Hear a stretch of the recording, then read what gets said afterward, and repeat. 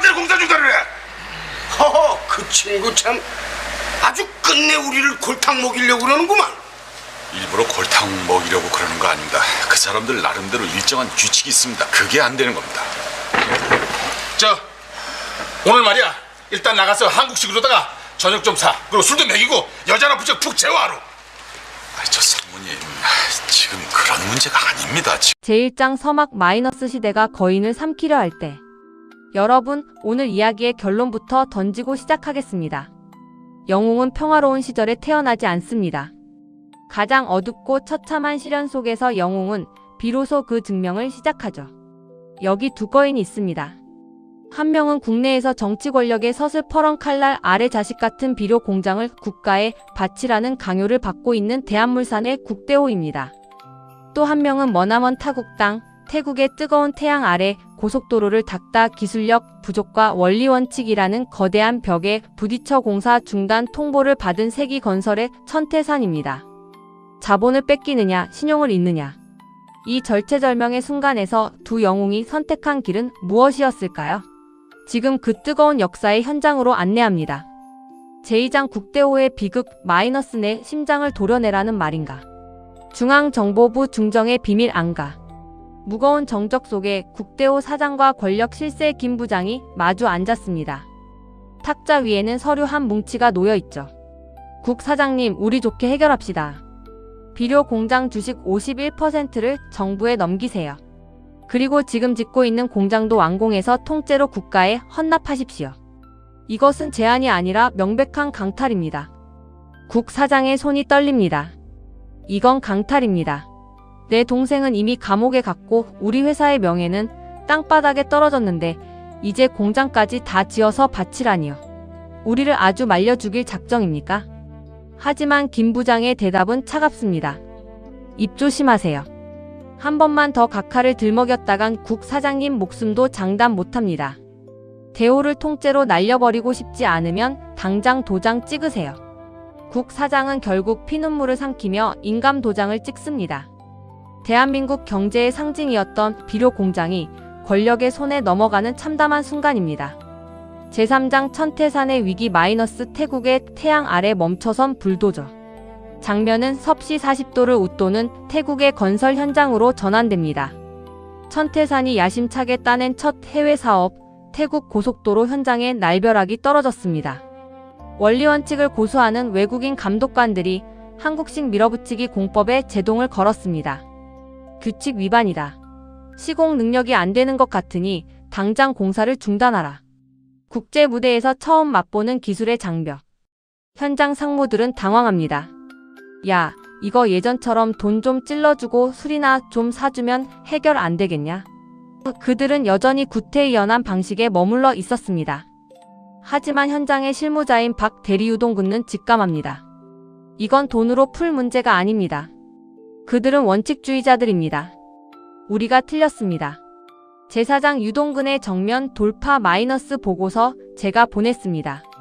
현장 간부들이 문제를 덮으려 할 때 박 대리는 폭탄 선언을 합니다.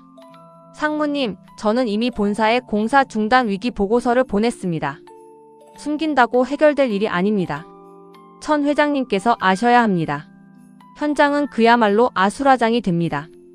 이 자식이 미쳤나. 본사에서 알면 우린 다 죽어. 박 대리, 너 제정신이야? 하지만 박 대리는 굴하지 않습니다. 정직한 보고만이, 그리고 실력으로 다시 증명하는 것만이 이 위기를 돌파할 유일한 길임을 확신했기 때문입니다. 제5장 천태산의 노호 마이너스 무슨 날벼락이야. 내가 직접 간다. 서울 본사에서 보고를 받은 천태산은 그야말로 노발대발하며 사무실이 떠나가라 고함을 칩니다. 뭐? 공사를 중단해. 이게 무슨 날벼락이야. 내가 비행기표, 장비, 인원까지 다 지원해줬는데 현장에서 도대체 뭘 하고 있는 거야. 천태산은 당장 태국행 비행기표를 알아보라고 명령합니다. 기술도 자본도 부족했던 시절 대한민국 건설업의 명운을 걸고 따낸 사업이 무너질 위기 앞에 천태산은 피하지 않고 정면 승부를 택합니다. 내가 가서 직접 단판을 짓겠다. 제6장 시대의 이면 마이너스 장남의 무게와 소박한 사랑. 거대한 풍파 속에서도 개인의 삶은 흐릅니다. 벽제로 좌천된 세기 건설의 장남은 허름한 식당에서 소주 한 잔으로 시름을 달랩니다. 아내는 미국으로 돌아가 평범하게 살자고 울며 매달리지만 장남은 거절합니다. 나는 이 집안의 장남이다. 아버지의 뜻을 거역하고 어디로 간단 말이냐. 혀를 깨물고 죽어도 내 자리를 지켜야 해. 한편 이국과 명희의 만남은 이 살벌한 시대에 피어난 한 송이 꽃 같습니다. 럭비 시합장에서 싹튼 인연. 두 사람은 운명적인 사랑을 느끼지만 가문의 비극적인 상황은 그들의 앞날에도 어두운 그림자를 들이웁니다.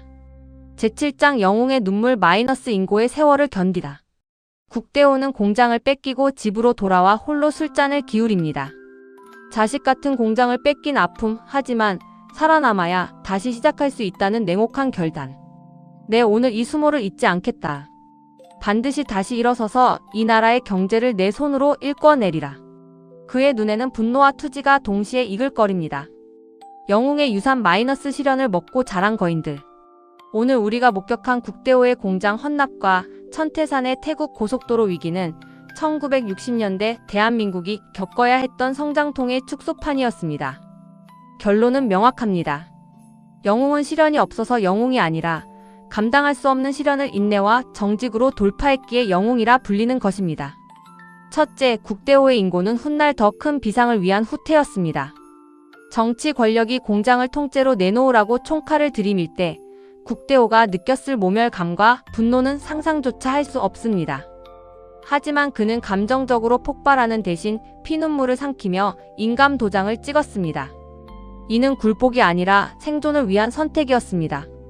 기업이 사라지면 국가 경제의 맥박이 멈춘다는 사실을 누구보다 잘 알았기에 그는 자신의 심장과도 같은 비료 공장을 내어주고도 다시 일어설 내일을 준비했습니다. 권력은 잠시 그를 억누를 수 있었지만 그의 기업과 정신까지 뺏지는 못했습니다. 둘째, 천태산의 전공법은 세계로 뻗어나가는 대한민국 신용의 초석이 되었습니다. 태국 고속도로 현장에서 외국 감독관들에게 공사 중단 명령을 받았을 때 박 대리유동근가 보여준 태도는 우리에게 시사하는 바가 큽니다. 당시 한국 건설업계는 적당히와 뒷돈으로 문제를 해결하려 했지만 천태산과 박 대리는 기술적 한계를 인정하고 정면 승부를 택했습니다. 보고를 숨기지 않고 본사에 알렸던 박 대리의 강직함, 그리고 그 소식을 듣고 비행기 표부터 끄는 천태산의 결단력.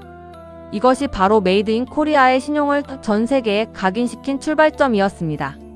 셋째, 이들의 사투는 결국 사람을 향해 있었습니다. 벽제에서 소주 한 잔으로 시름을 달래던 장남지 서방의 고독, 그리고 전장 같은 현장에서 땀 흘린 박 대리의 열정.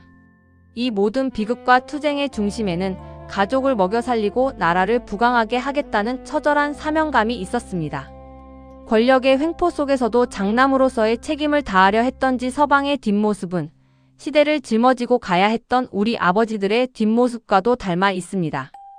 국대호가 뺏긴 공장은 결국 대한민국 산업화의 든든한 기반이 되었고 천태산이 태국에서 겪은 수모는 세계 1위 건설 강국으로 도약하는 밑거름이 되었습니다. 시련은 있어도 실패는 없다는 그들의 말은 단순한 슬로건이 아니었습니다. 그것은 피와 땀으로 써 내려간 역사의 증언이었습니다. 지금 우리가 누리는 풍요는 이 거인들이 흘린 피눈물과 낯선 타국 땅에서 흘린 땀방울 위에 세워진 성입니다. 오늘 우리가 기억해야 할 것은 하나입니다. 위기는 언제나 찾아오지만 그 위기를 대하는 태도가 영웅과 범인을 가른다는 사실입니다.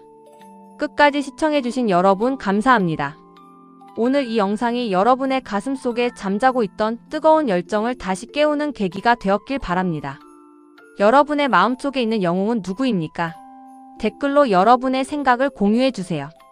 구독과 좋아요는 우리가 잊지 말아야 할 이 위대한 기록을 이어가는 가장 큰 힘이 됩니다. 다음 편에서는 이 위기를 딛고 일어선 거인들의 더 통쾌한 반격 스토리로 찾아뵙겠습니다. 감사합니다.